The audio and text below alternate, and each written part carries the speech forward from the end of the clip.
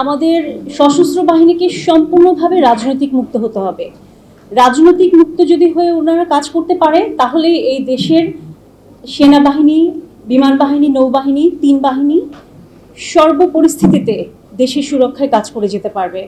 যেসব অফিসাররা এই পর্যন্ত শহীদ হয়েছেন বা বিভিন্ন দুর্ঘটনায় মৃত্যুবরণ করেছেন, সবাইকে কম বেশি এই প্রবলেমগুলো ফেস করতে হয়েছে। বিডিআর দুর্ঘটনায় আমার হাজব্যান্ড শহীদ হয়েছিলেন। ওনার চাকুরিতে বয়স ছিল 13 বছর। তার 13 বছর সার্ভিস লাইফের মোটামুটি 4.5 বছরের উপরে উনি বর্ডার সিকিউরিটির কাজে ছিলেন, মানে বিডিআরে উনি ছিলেন। একবার লেফটেন্যান্ট অবস্থায় ছিলেন বান্দরবন থানচির মদকে, আর আরেকবার ছিলেন আপনার পিলখানা দুর্ঘটনার সময়। তার আগেই RTCNSA অ্যাডভান্স উইংয়ের কমান্ডার হিসেবে ছিলেন। পরবর্তীতে জাস্ট 1 মাস আগে পিলখানায় বদলি করে তাকে আনা হয় এবং এই বদলিটা তার 4 বার ক্যান্সেল হয়।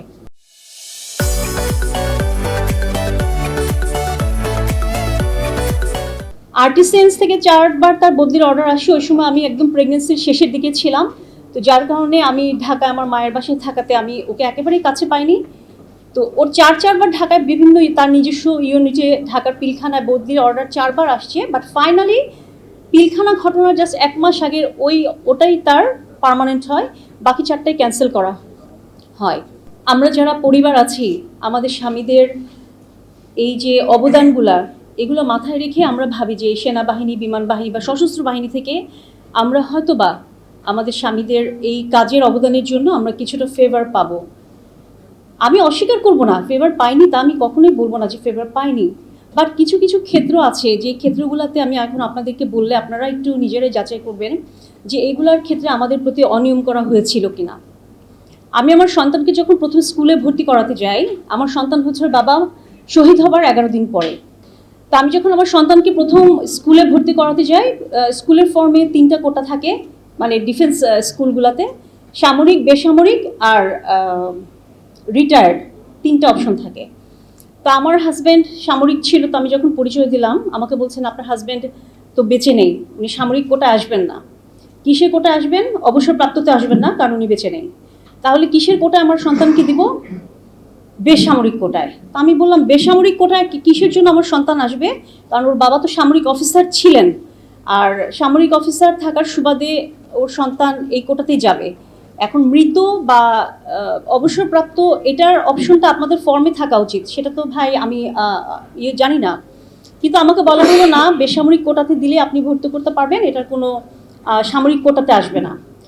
যাই হোক, এটা নিয়ে আমি পরবর্তীতে আমাদের হেডকোয়ার্টারে এটা নিয়ে আবেদন করলাম, ইনফর্ম করলাম হেডকোয়ার্টারে। ইনফর্ম করার পর ওখান থেকে স্কুলে যোগাযোগ করে এটা, আর যে স্কুলের কথা বলছি সেই স্কুলে সেটা অথরিটির কাছে এসে অ্যাপ্লিকেশনটা যায়। যাওয়ার পরে আমি, যাই হোক, বেসামরিক কোটা আমার বাচ্চাকে প্রথম ভর্তি করাতে হয়েছিল, আমি সেটা বলছি। বেসামরিক কোটা আমি ভর্তি করে দিয়েছি, আমাকে বলেছে আপনি ভর্তি করান, এরপর সিদ্ধান্ত যা হবে সেটাই চলবে।